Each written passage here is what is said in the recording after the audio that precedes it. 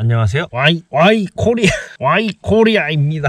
이거 되게 힘드네. 이거 좁아가지고 너무 힘들다. 오늘은 떡볶이는 도대체 무엇이냐라는 주제에 대해서 알아보는 시간을 가지려고 합니다. 떡볶이 이전에 그 떡이라는 단어에 대해서 먼저 간략히 전달드려야 될 것 같군요. 나중에 떡에 대해서 또 설명하는 시간을 가져야겠다. 떡이라는 음식도 한국에서 어디서부터 언제부터 발생해 왔는지 저희도 모를 정도로 되게 역사가 오래된, 자세한 얘기는 나중에 하는 것으로 하고, 떡은 최근에 들어서 식사랑 간식뿐만이 아니고 약간 고급진 디저트로 약간 포지션 돼 있어요, 한국에서 지금. 아니면은 뭐 아침에 식사를 때우는 간단한 먹을거리로 이제 그 이미지가 갖춰져 있는데, 예전에는 기념일만 해먹는 고급진 음식이라고 포지션이 돼 있지만, 그래도 예외가 있는 건 그 중에 예외인 떡이 있는데 바로 가래떡이라는 겁니다.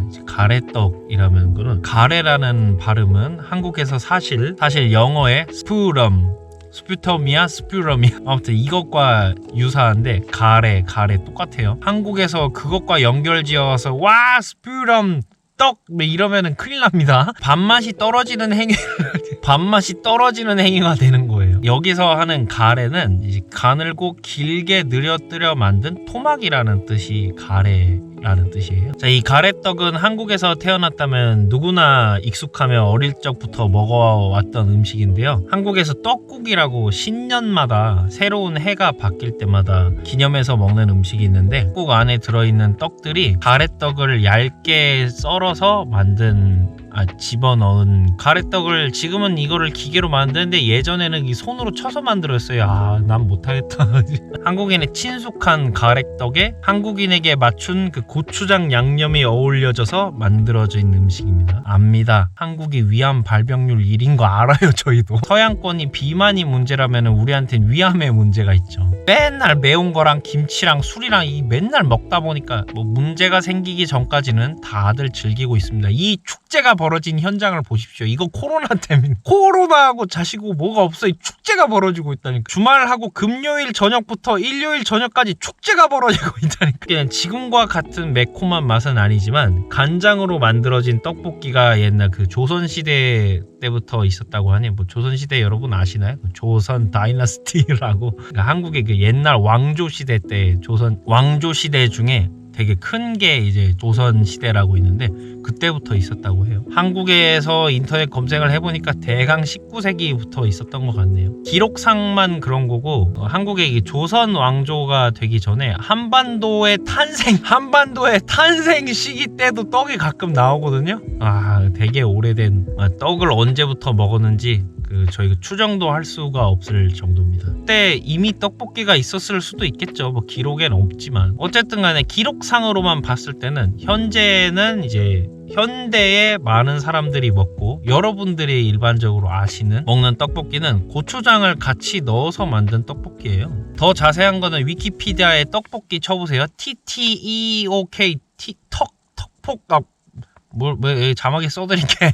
그리고 한국에 분식이라는 음식 카테고리가 하나 있는데, 한국에 예전에 쌀이 부족할 때가 있었어요. 그 전쟁 이후인데, 뭐 전쟁에 관해서는 또 나중에 뭐 설명드리고, 또 궁금해하는 사람이 있으려나 모르겠네.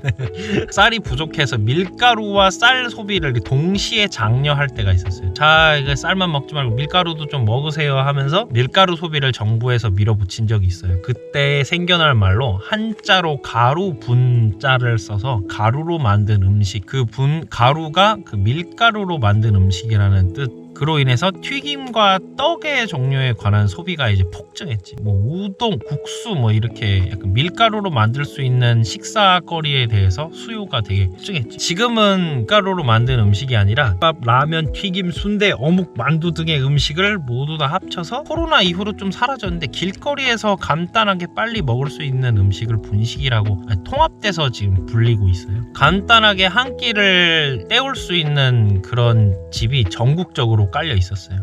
우리는 먹는 거 하나도 되게 못 챙겨 먹었던 시절이 있었거든요. 그래서 먹는 거 하면 장사가 되게 잘 되는 편. 뭐 인간의 기본 욕구이기도 하지만 먹는 장사가 남는 장사죠. 근데 그 분식집이 음식이 빨리 나오는 이유로 그 분이 그 시간상 분인 줄 아는 사람들도 요새 좀 있는데 한자를 배운 세대와 안 배운 세대가 있다 보니까 그 분을 시간의 분으로 알고 있는 사람도 있어. 지금 우리가 알고 있는 고추장의 빨간색 떡볶이는 1970년도에 대중매체에 등장해가지고 원래 서울의 신당동이라는 곳에만 있었는데 그 서울에 있어요. 서울과 동대문 그 근처에 있는데 그 신당동이라는 곳에 이제 아는 사람들만 아는 그 빨간 떡볶이가 있었는데 이게 1970년도에 TV에 나오면서 조리법도 되게 간단하고 맛도 되게 한국에 딱 맞는 맛이었기 때문에 대부분의 분식집이 떡볶이를 취급하기 시작. 어린 학생부터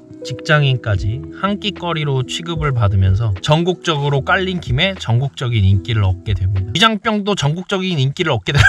지금 떡볶이의 그 존재는 한국인이 좋아하는 음식 탑10 조사 무조건 위에 올라가 있고요. 한국인에게는 고추장이 가정마다 있는 건 당연하고 만들어 먹기도 뭐 얼추 떡볶이를 전문으로 하는 집만큼이나 좀 어디 나가서 사 먹는 거에만큼은 아니지만 어쨌든 간에 떡볶이를 흉내내서 만들 수는 있고요. 제가 어릴 때는 학교에서 그 요리도 가르치고 막 그랬어요. 그때 막 거기서 떡볶이 만드는 사람도 있어요. 초등학생이 떡볶이를 만드는 그것도 있었어요. 그 정도로 쉽습니다. 사 먹기도 쉽고 어릴 때부터 떡에 대해 친숙하고 같이 먹기도 쉽고 떡이 그 압축 탄수화물 같은 거거든요. 그런 거 다를 바가 없으니 배도 부르고 뭐 한 끼를 때우기도 쉽고 이렇게 하니까 대중적인 인기로는 남녀노소 전 연령층을 커버하는 음식이라고 할 수 있죠. 또 이 떡볶이는 피자에 지금 5만 가지 토핑이 얹혀지는 것처럼 이탈리아 사람들 이거 보면 기겁한다는데 떡볶이 그 그릇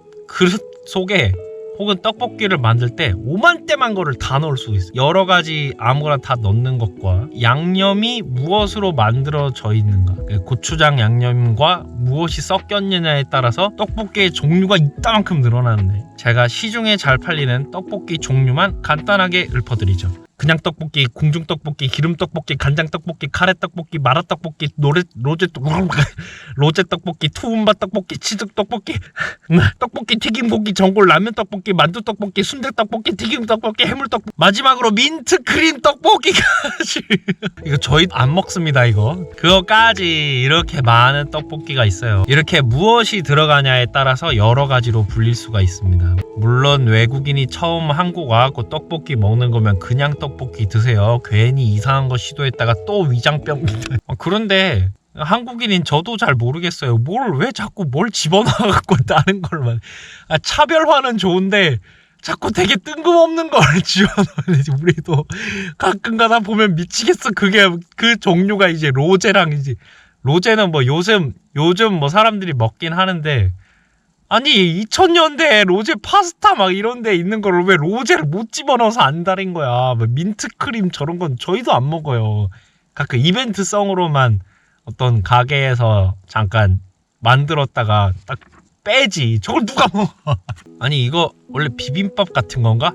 참고로 그 떡볶이는 할랄 음식이 아닙니다. 할랄 음식 그 되게 따져야 되는 사람들이면 물론 한국의 보통의 음식은 되게 다 할랄이 맞아요. 근데 떡볶이가 할랄이 아니네요. 저도 이거 뭐 잘 몰랐는데 뭐 떡을 만드는데 아무튼 뭐가 들어간다고 하더라고요. 거기에 뭐 술이 있다 그랬나 뭐 소고기 맛 막 이런 게 들어간다 그랬나 뭐 아무튼 그렇다고 하더라고요. 그리고 뭐 한 번은 먹어본직하지만 이거 뭐 하루하루 계속 먹으면 안 됩니다. 영양적으로 봤을 때는 뭐 그렇게까지 좋은 음식은 아니에요. 그 압축 탄수화물이라 그랬잖아. 탄수화물 쪽으로 많이 편중돼 있어가지고 몸이 이렇게 된다. 한국인이 중년이 되면은 이런 체형이 돼요. 한국이 좀 밥이 무조건 그 식사에 끼는 게 보통이다 보니까 탄수화물이 좀 과하게 들어가 있거든요. 자, 그리고 떡볶이는 웬만한 도시에서 뭐 맛은 모르겠지만 떡볶이집 무조건 찾을 수 있고요. 여러분이 만약에 서울에 사는 한국인 친구가 있다면은 서울에 당신이 어디에 있든 간에 1시간 만에 배달 오는 떡볶이를 맛볼 수 있습니다. 서울에 사는 한국인 친구를 만드세요. 떡볶이가 배달을 올 때는 보통 3, 4인분이 오고요. 한 2만원 정도 합니다. 여러 외국인들이 환상을 갖고 있는 그 한 리버 한 리버의 그 공원에서도 배달시켜 먹을 수도 있어요. 물론 좀 구역이 제한돼 있긴 한데 배달하지 말고 그냥 사갖고 들어가자 그래. 배달비가 요새 더 나와요. 이게 한국에서 그 배달하는 비용이 되게 사회적으로 이슈란 말이에요. 그리고 당신이 방문할 관광지에서 파는 음식들 말고 실제로 한국인이 떡볶이에 대해서 가격을 지불한다라고 하면은 지금 2022년도에는 그냥 떡볶이만 산다고 했을 때 3-4천 원 정도의 지금 물가가 형성돼 있습니다. 물론 여기에 또 5만 가지 튀김 시키고 순대 시키고 김밥 시키고 이제 5만 떼만 걸 시키면 이제 또 막 가격이 막 올라가는데 또 다른 소스 이제 투움바 소스 막 로제 소스 막 민트 크림 소스 막 이런 거 하면 가격이 막 올라갑니다. 이제 김치를 아직도 못 먹거나 스파이시 테이스트라 그러나요? 잘 모르겠어요. 한국의 스파이시를 즐길 수가 없다면은 시도했다가 이제 화장실 가는 거를 되게 많이 고려해 봐야 될 수가 있어요. 몇몇 제 친구들은 먹어봤다라는 이제 경험을 저한테 알려주면서 야 그 고무 아니냐, 따뜻한 음식인데 이거 이빨이 빠지는 느낌이다, 이거 언제 삼켜야 되냐. 바로 삼키면 여러분들 떡 때문에 이 기도가 막혀 죽습니다. 실제로 죽은 사람 있어요. 충분히 씹은 다음에 넘기세요. 씹어집니다. 그 껌 아닙니다. 씹어져요. 씹고 그 쪼개져요. 속으로 한 50번 세고 넘겨. 자, 오늘은 떡볶이에 대해서 1차적으로 알아봤고요. 떡볶이 말할 게 너무 많아. 지금 여기까지 오는데도 떡볶이 사진만 찾는데 한참 걸린 것 같아. 제가 사진 찾고 이거 대본 쓰다가 이게 좀 지쳐가지고, 여러분들이 혹시나 의견을 남겨주시면 다른 주제도 해보고, 아니면 떡볶이에 관해서 또 다른 걸 찍던지 다른 주제를 하든지 제 맘대로 하겠습니다. 내 건데 알바야. 다음에 좀 더 유익한 정보로 돌아올게요. 안녕.